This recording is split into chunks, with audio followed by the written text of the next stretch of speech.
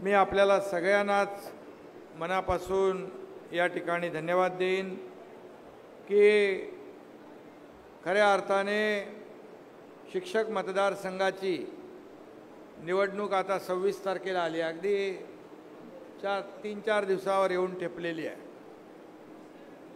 मला नाशिकला देखील जी सभा झाली त्याच्यामध्ये मोठ्या प्रमाणावर संस्थाचालक होते, मुख्याध्यापक, शिक्षक, शिक्षकेतर कर्मचारी, आपले मतदार मोठ्या प्रमाणावर होते।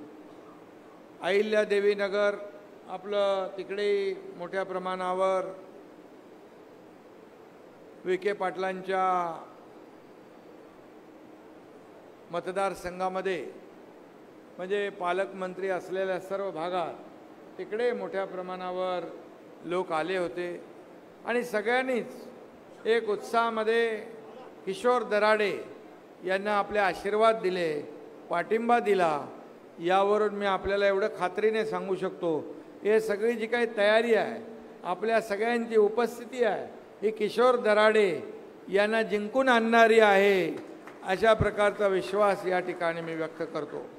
खरं म्हणजे आज आपण किशोर दराडे यांच्या बाबतीमध्ये आपल्या सगळ्यांना माहिती आहे की त्यांनी अनेक प्रश्नांना वाचा फोडलेली आहे। खरं म्हणजे ही निवडणूक जी आहे शिक्षकांची आणि शिक्षक याचं जे काय आदराचं स्थान आहे ते आईवडिलांनंतर शिक्षकाचं स्थान आहे आपल्या प्रत्येकाचे। आपण कोणी मुख्यमंत्री असो, मंत्री असो, आमदार असो आणि नाही तर सर्वसामान्य कार्यकर्ता असो, शिक्षकाचं स्थान जे आहे अतिशय आदराचं आहे। कारण शिक्षक आपली भावी पिढी घडवतो, त्याच्यावर संस्कार घडवतो, त्याला आकार देण्याचं काम करतो आणि तीच आपली ही देशाची तरुण पिढी घडवण्याचं काम शिक्षक करत असतो।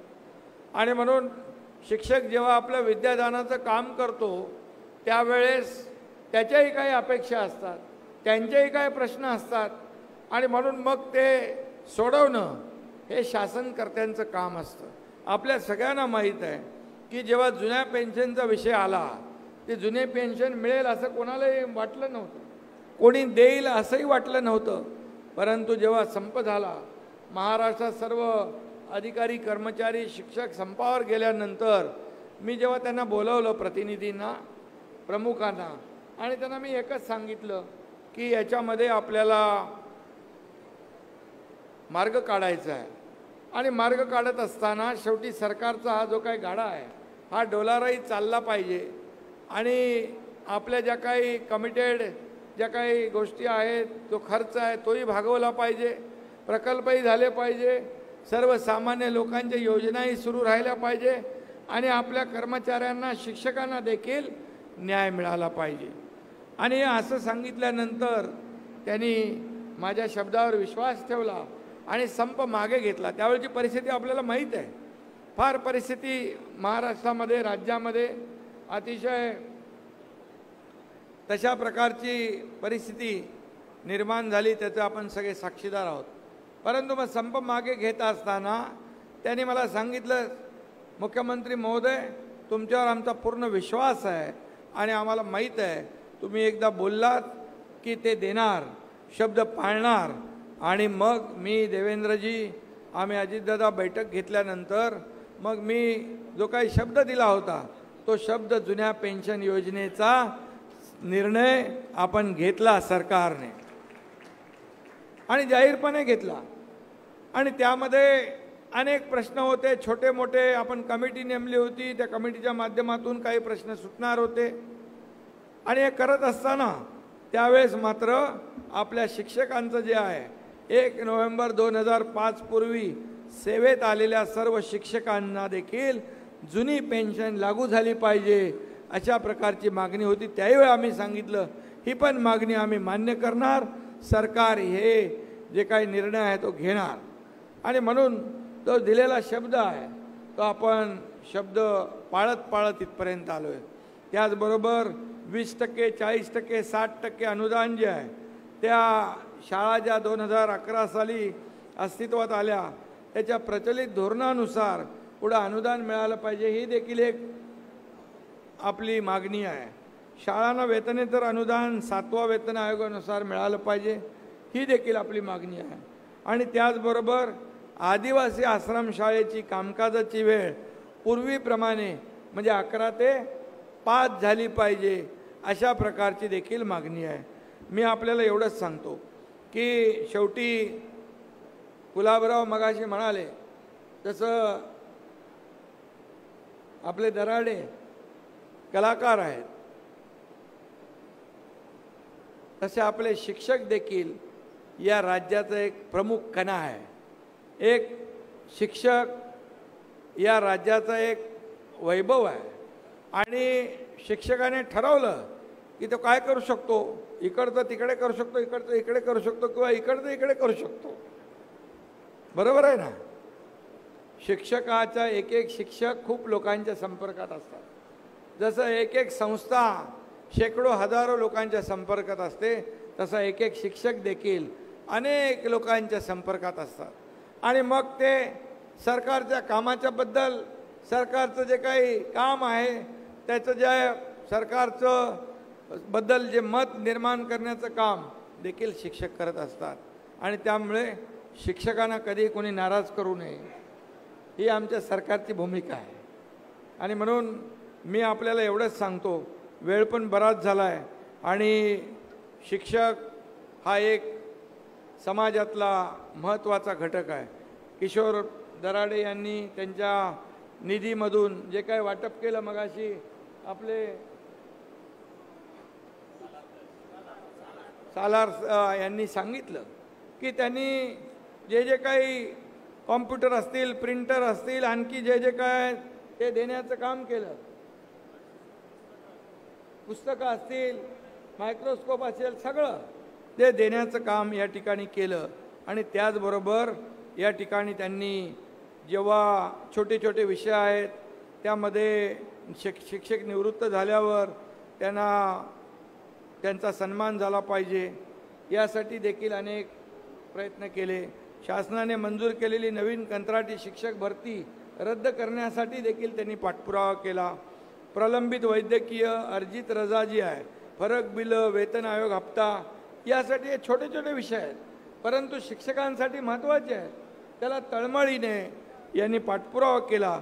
आणि त्याचबरोबर या शिक्षक बांधवांसाठी हजारो 1160 कोटी रुपये कोणी दिले? 20% 1160 कोटी देणारं सरकार पण आपलं महायुतीचं सरकार आहे. कारण शेवटी शिक्षकांकडून आपण ज्या अपेक्षा करतो त्याप्रमाणे सरकारकडून देखील आपल्या अपेक्षा आहे, त्या देखील पूर्तता त्याची केली पाहिजे. त्याचबरोबर PF आहे, पेन्शन आहे, मेडिकलची बिलं आहेत, त्यासाठी 1500 कोटी रुपये आपल्या राज्य सरकारने त्यासाठी देखील दिले. आणि म्हणून ही सगळी बिलं असतील, पेन्शन असेल, वेळेवर निघालं पाहिजे, त्यासाठी देखील दराडे यांनी प्रयत्न केला. काय म्हणतात सगळे LIC वाले जसं म्हणतात, जिंदगी के साथ भी जिंदगी के बाद भी. असं आपल्याला शिक्षक जेव्हा नोकरीत असतो आणि नोकरीहून निवृत्त होतो त्यावेळेस देखील शिक्षकाला मान सन्मान मिळणं आवश्यक आहे. आणि म्हणून ती जी आपण जुनी पेन्शन योजना, त्यावेळेस जे तुमचे प्रमुख लोक आले भेटले, ते म्हणाले आम्हाला काहीच भवितव्य नाही, सिक्युरिटी नाही, किती पैसे मिळतील आम्हाला माहीत नाही.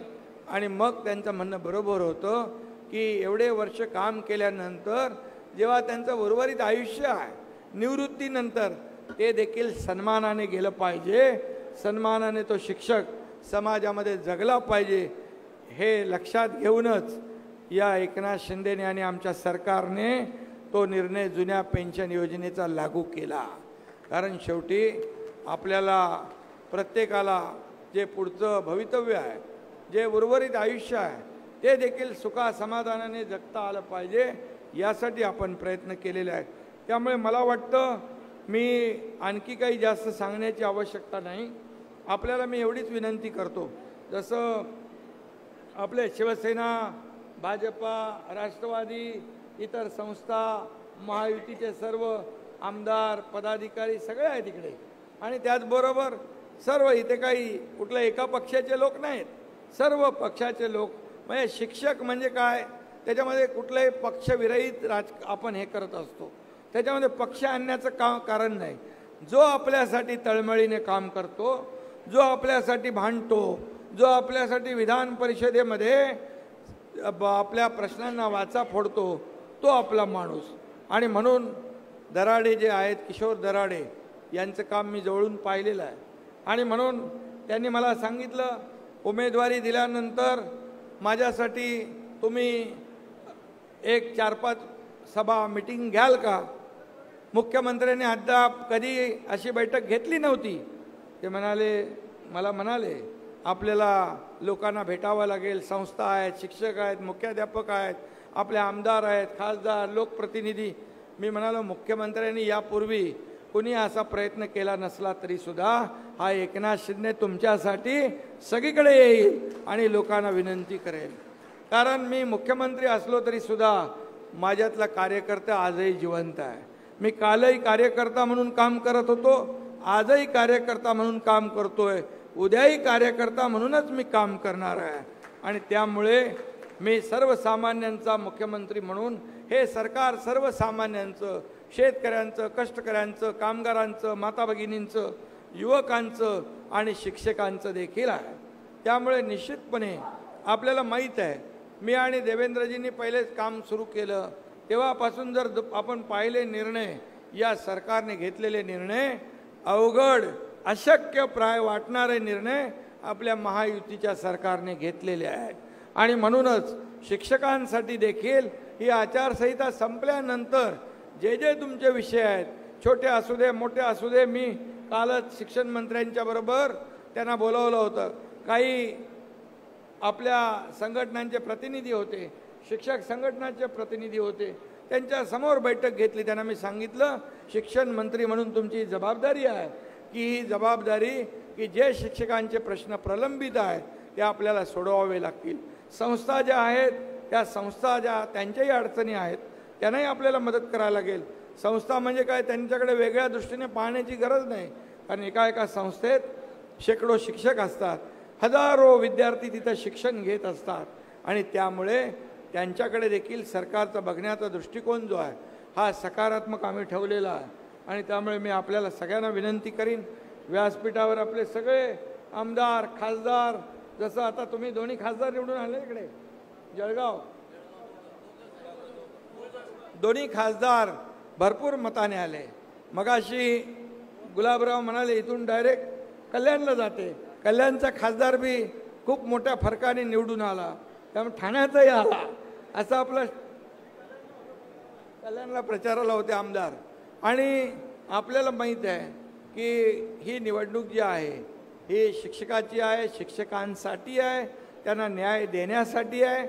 आणि म्हणून माझी तुम्हाला विनंती आहे की आपला प्रतिनिधी आपल्या प्रश्नांना वाचा फोडण्यासाठी, विधान परिषदेमध्ये पाठवण्यासाठी या ठिकाणी आपण सगळ्यांनी मिळून मोठ्या सगळेच आपले पदाधिकारी, जिल्हा प्रमुख पण आहेत, जिल्हाध्यक्ष पण आहेत, सगळे लोक इथं बसलेले आहेत. आणि या सगळ्यांनी आपल्याला एकच मी सांगतो की आपला हक्काचा माणूस विधान परिषदेमध्ये आपल्याला पाठवायचा आहे. आणि किशोर दराडे आपलं मगाशी त्यांनी सांगितलं निवडून आल्यावर 6 वर्ष ते आपला सेवक म्हणून काम करतील आणि आपले प्रश्न सोडवतील, हा शब्द आणि हा विश्वास मी आपल्याला या ठिकाणी द्यायला आलेलो आहे. आणि बाकी तर आम्ही आहोतच आपल्यासाठी 24/7. गुलाबरावनी सांगितलं आहे, गुलाबरावच्या कानाचा मोबाईल तिकडे आपण मगाशी सांगितलं की मी फार प्रेमळ आहे, मनापासून प्रेम करतो आणि मनापासून रागावतो देखील. आणि माझं कामाचा वेळ माझ्या हातात नसतो. माझ्याकडे आलेला माणूस, शेवटचा माणूस, त्याला भेटल्याशिवाय मी जात नाही. मग 2 वाजू द्या रात्रीचे, 3 वाजू द्या, 4 वाजू द्या, किती वाजले तरीसुद्धा मला भेटायला आलेल्या माणसाला मी भेटून जातो. त्याचं समाधान होतं, एक निवेदन असतं किंवा काय कुठं काय ऐकून घ्यायचं असतं, काय प्रश्न असतात. त्यामुळे शेवटी मुख्यमंत्री हा जर सर्वसामान्य लोकांचा मुख्यमंत्री, मी स्वतःला मुख्यमंत्री म्हणजे माझं डेफिनेशन करून ठेवलेलं आहे. मी CM म्हणजे चीफ मिनिस्टर, पण मी म्हणतो CM म्हणजे कॉमन मॅन, सर्वसामान्यांचा मुख्यमंत्री. आणि म्हणूनच आज लोकांचं प्रेम मिळतं आहे. आज मी आपल्याला सांगतो, जिकडे जातो तिकडे लोक मोठ्या हसतमुखाने, प्रसन्न मुद्रेने, मोठ्या मनाने स्वागत करतात. हीच आपली कामाची पोच पावती आहे. बाकी काय, शेवटी आपण जे आपल्याला अधिकार आहेत, हे अधिकार सर्वसामान्य जनतेच्या हितासाठी वापरले पाहिजे, या राज्याच्या विकासासाठी वापरले पाहिजे, या राज्याच्या प्रगतीसाठी वापरले पाहिजे, आणि या राज्यातल्या प्रत्येक घटकाला आपण न्याय दिला पाहिजे. ही माझी भूमिका आहे. आणि म्हणून मी आपल्याला पुन्हा एकदा विनंती करीन, 26 तारखेला किशोर दराडे यांचा नंबर 1ला नाव आहे. किती उमेदवार होते? कट किती झाले? म्हणजे 47 उमेदवार होते, आता 21 आहेत. आणि 21 मध्ये 1 नंबर लागला आहे. याचा अर्थ आपण लक्षात ठेवा, किशोर दराडे लकी आहेत, आणि आपल्या सगळ्यांच्या आशीर्वादाने त्यांना निवडून आपण आणा आणि त्यांना कामाची संधी द्या, एवढीच विनंती करतो. धन्यवाद.